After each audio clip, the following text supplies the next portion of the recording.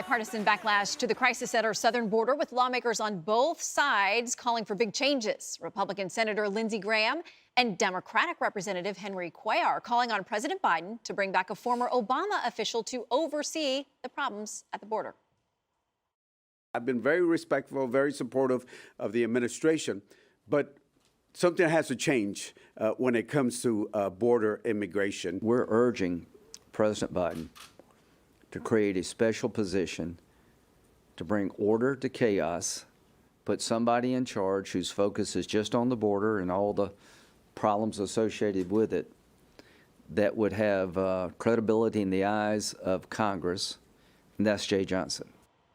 Former DHS secretary. So that comes as the Justice Department threatens legal action over an order from Texas Governor Greg Abbott that bans non-governmental ground transportation of migrants who could be infected with COVID. Okay, Jesse, he says, let's appoint someone to oversee the border. I thought that's what the vice president was doing. Yeah, root causes, Shannon. That's Not a lot different border. than actual border Okay. problems. So the media has really failed to do its job, because that's the only way Biden's going to do anything, is if they hold his feet to the fire. And we had our team research, because they stopped covering the border. They covered the border from about mid-March to mid-April. Do I have that right? And just a month. And something happened at the end that made them stop covering it. We looked into it, and this is what it was. Biden started hiding the kids.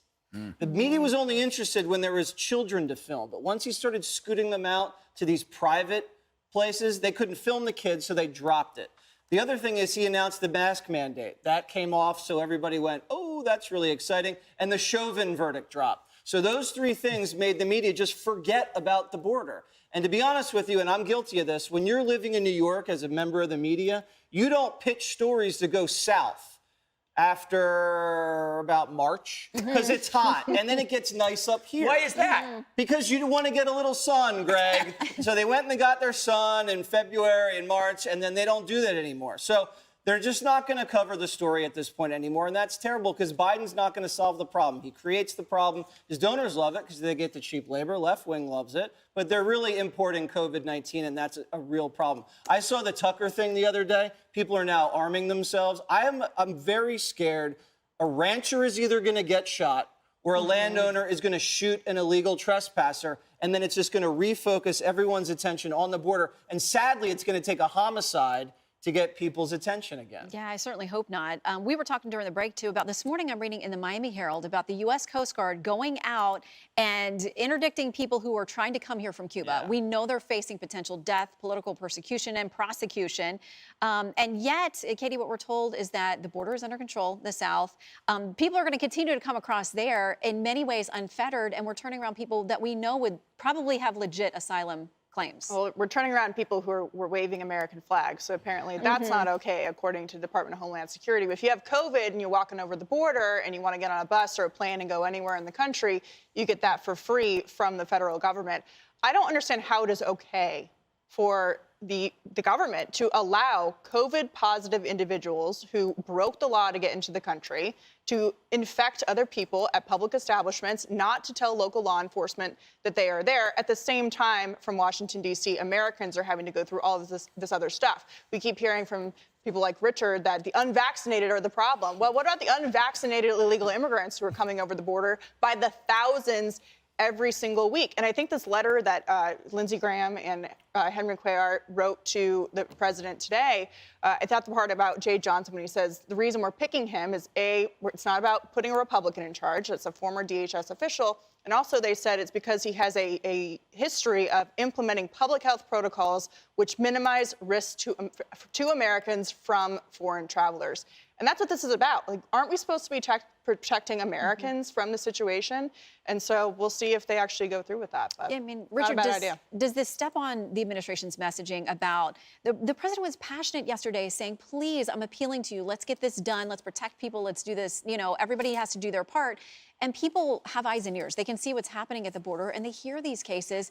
It seems to, some folks are going to take him less seriously with that still going on. Listen, I do think the president has a problem when it comes to figuring out how we deal with the COVID-positive people who are crossing the border and how we manage that. And so I think that hiring somebody like Jay Johnson to the job is not a bad idea. He's skilled. He's been at Homeland Security. He understands the job. With that being said, I think we have to have a larger conversation about how we fix the problems at the border. I do stories on the border still. I don't know about Jesse.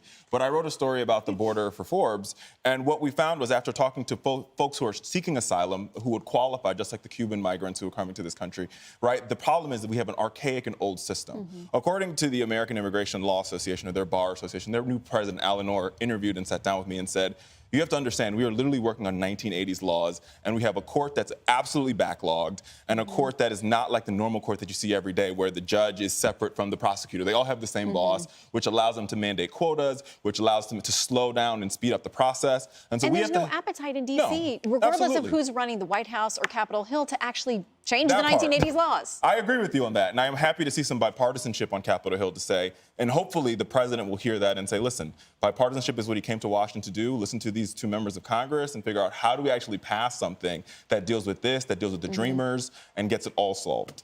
So, Greg, apparently the Cubans need to go to Mexico and then come in that way. Exactly. That's the larger conversation we keep having. We've had a larger conversation on this for so long. Saying we need a larger conversation, that's just kicking the can down the road. And I hate using that phrase, Richard, and I'm angry at you for making me use that phrase. This is not. I'm angry at you to use the phrase. This is not about America, right? That's why the media can only deal with left versus right conflict. Okay, that's why we're going like, why isn't the media covering this? Because this is really hurting America. It's because that's not their interest. Their interest is to create a profit based on left versus right. So they can call you a criminal for not wearing a mask. They can call you a criminal for not being vaccinated. They could arrest you if you don't wear a mask. But if you say someone crossing the border is illegal, you're a bigot. So there's all this law breaking going on that could get you arrested, but they won't do that. But they'll come after you about a mask. This is what I am very cynical about any kind of bipartisanship on this, because the administration could stop this today. All you have to do is send the message, don't come, and then close the border. You could literally close the border and deal with it seriously. But did you ever notice how easy it is for things to be turned off and turned on based on who's in power? It's like twisting a knob. Pre-election, you had a lot of Antifa, you had a lot of BLM. Post-election, where did they go? It wasn't like their needs were met.